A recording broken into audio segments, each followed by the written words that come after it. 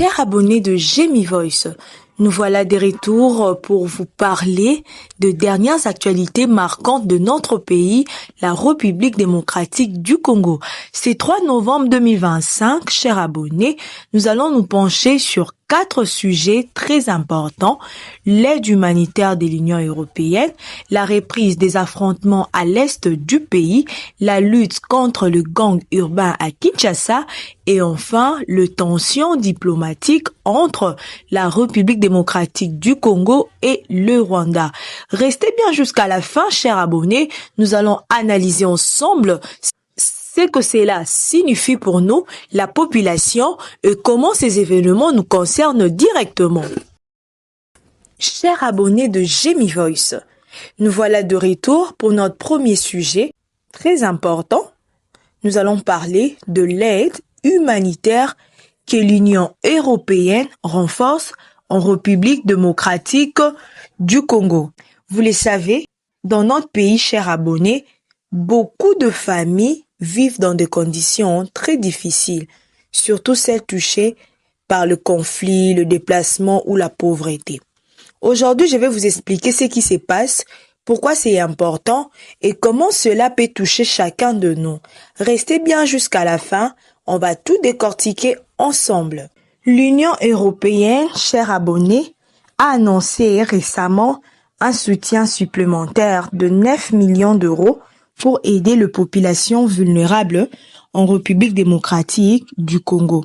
Cet argent servira à fournir de la nourriture, donner de l'eau potable, offrir des soins médicaux, construire ou renforcer des abris pour les familles déplacées. Selon les experts, chers abonnés, ces fonds vont surtout aider les zones où les conflits ont forcé de milliers de personnes à quitter leur domicile. Imaginez, chers abonnés, des familles qui n'ont plus rien, qui vivent dans des conditions précaires. Cette aide peut littéralement sauver de vies.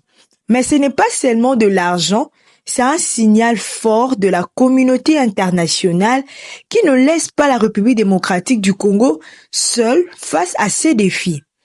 Pourquoi c'est important pour nous, chers abonnés? Ces aides touchent la nourriture, l'eau et la santé de nombreuses familles. Même si vous n'êtes pas directement concerné, c'est un signe que le pays est soutenu et qu'il y a un travail pour améliorer les conditions de vie. Quand la population est soutenue, chers abonnés, il y a moins de tensions sociales. Cela aide à créer un climat plus stable dans certaines régions. Cela montre également que le monde suit ce qui se passe en République démocratique du Congo et qu'il y a un réel intérêt à collaborer pour le développement et puis la sécurité, chers abonnés. Pour résumer notre premier sujet, l'Union européenne envoie cette aide pour soulager le plus vulnérable et contribuer à la stabilité de notre pays. C'est une excellente nouvelle, chers abonnés, car elle montre que la solidarité internationale existe et qu'elle peut changer concrètement de vie. Chers abonnés de Jemmy Voice, gardons toujours en tête que la République démocratique du Congo a besoin de nous tous. Restez informés, comprendre ses initiatives et soutenir ses efforts quand c'est possible. Maintenant, c'est à vous. Je veux savoir, que pensez-vous de cette aide de 9 millions d'euros de l'Union européenne? Selon vous, est-ce suffisant pour aider les populations vulnérables? Connaissez-vous dans vos quartiers de familles touchées par la crise humanitaire? Que pourrait-on faire, nous, en tant que citoyens, pour participer à ces actions ou sensibiliser notre entourage? Écrivez vos réponses en commentaire, partagez vos expériences et vos idées. J'adore lire vos avis et je répondrai à vos questions pour qu'on puisse échanger ensemble. Chers abonnés de Jemmy Voice, restez toujours vigilants et informés. Même si nous ne pouvons pas résoudre tout le problème seuls, partager l'information, sensibiliser nos proches et soutenir les actions humanitaires locales est un premier pas qui fait une grande différence. Chers abonnés de Jemmy Voice, nous voilà pour notre deuxième sujet très sensible et préoccupant, les affrontements qui ont repris dans la région de Masisi au nord Kivu. Vous le savez, chers abonnés, cette zone a déjà connu de nombreux conflits dans le passé. Et malheureusement, le combat entre les rebelles de l'AFC M23 et les Wazalendo ont repris. Aujourd'hui, nous allons comprendre ce qui se passe, pourquoi cela est important pour nous tous et ce que cela implique pour la population. Restez bien jusqu'à la fin, on va décortiquer cela ensemble. Selon les dernières informations, chers abonnés, plusieurs incidents armés ont été signalés dans le territoire de Masisi. Le force rebelle de l'AFC M23 s'oppose aux Wazalendo et ces affrontements ont provoqué des déplacements massifs de population, la fermeture de certaines écoles et marchés, une insécurité alimentaire croissante pour les habitants, des dégâts matériels importants dans plusieurs villages. Face à cette situation, chers abonnés, la République démocratique du Congo a lancé un appel au cessez-le-feu immédiat, demandant à toutes les parties de respecter les accords de paix en cours. Le secrétaire général de l'ONU, Antonio Guterres, a également appelé à une application sans délai de ces accords pour protéger le civil. Pourquoi c'est important pour nous et pour le monde? Ces combats affectent directement la vie des habitants, chers abonnés. En particulier les femmes, les enfants et les personnes âgées. Leurs maisons, écoles et puis infrastructures sont touchées. Les affrontements à Masisi peuvent également avoir des répercussions sur les régions voisines et sur la sécurité de toute la République démocratique du Congo. Ces conflits attirent l'attention des organisations internationales et des ONG qui cherchent à apporter un soutien humanitaire. C'est pour cela, il est crucial que ces observateurs étrangers, chers abonnés, comprennent la situation et apportent leur soutien, que ce soit en médiation, aide humanitaire ou sensibilisation. Pour conclure cette deuxième partie, le combat dans les territoires de Masisi sont préoccupants. Mais les appels au cessez-le-feu montrent qu'il y a encore une volonté de dialogue, chers abonnés. La sécurité des civils doit rester la priorité et chacun, de l'intérieur ou de l'extérieur, peut contribuer à sensibiliser et soutenir les initiatives de paix. Maintenant, c'est à vous, chers abonnés. J'aimerais savoir, que pensez-vous de la reprise de ces affrontements? Selon vous, quelles solutions pourraient être mises en place pour protéger le civil? Pour ceux qui ne sont pas congolais, mais suivent nos actualités, que ressentez-vous en voyant ces conflits, chers abonnés? Comment votre pays ou votre organisation pourrait-il aider à sensibiliser ou soutenir la paix en République démocratique du Congo? En tout cas, écrivez vos réponses en commentaire, chers abonnés. Vos opinions comptent et je veux que cette discussion soit ouverte à tous, congolais ou étrangers.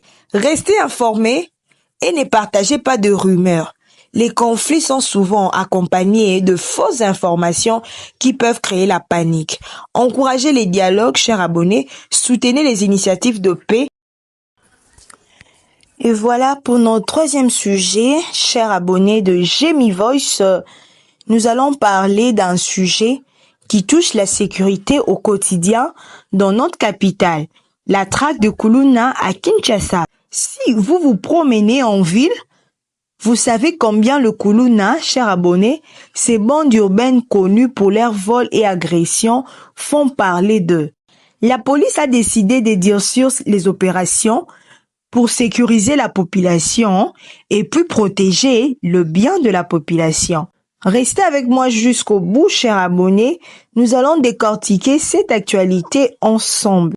Ces dernières semaines, chers abonnés, la criminalité urbaine à Kinshasa a été en hausse, surtout avec les Kuluna. Selon les sources policières, les opérations sont désormais plus fréquentes et plus coordonnées.